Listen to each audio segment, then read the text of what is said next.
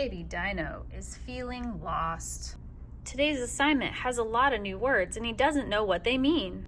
But there are really good strategies he can use to help him to figure out how to complete his assignment.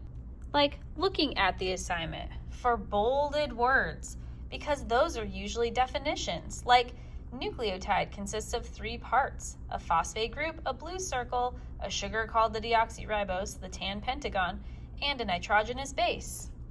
So when he looks at his gizmo, he can see, oh look, a little blue circle, a pentagon, and colored nitrogenous bases. This also has a title that says nucleotides.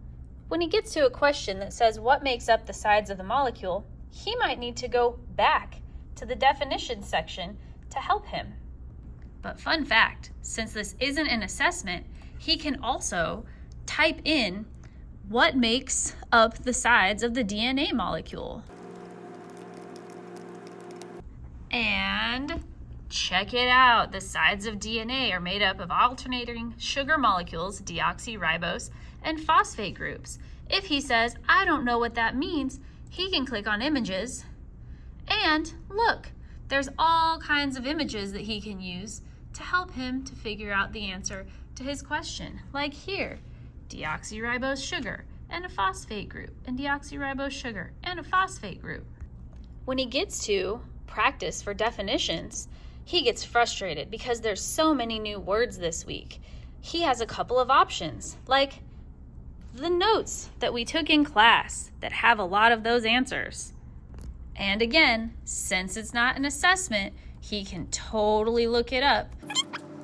And boy howdy, the internet will provide. Double helix. Looky there. Double helix. That's the answer.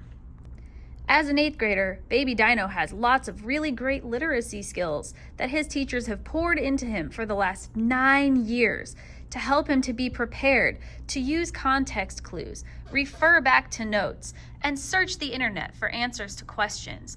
Every single question that he comes up upon doesn't mean he needs to stop and wait for the teacher to come answer it for him. If he gets to a question he doesn't know and the teacher's still busy helping somebody else, he can totally circle the question and then move on to the next one and come back to that one a little bit later. He can also go back and reread the information above the question to check and see that he didn't miss anything.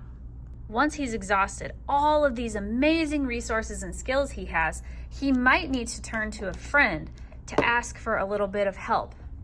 And now that he's used all these skills to try to find the answer, if he still isn't sure, it's time to raise his hand and ask the teacher for clarification on a specific situation that he's come into, not just that he doesn't know what to do.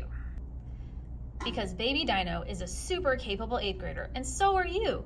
And we both know that you are completely capable of doing the work that it takes to become a master of 8th grade science.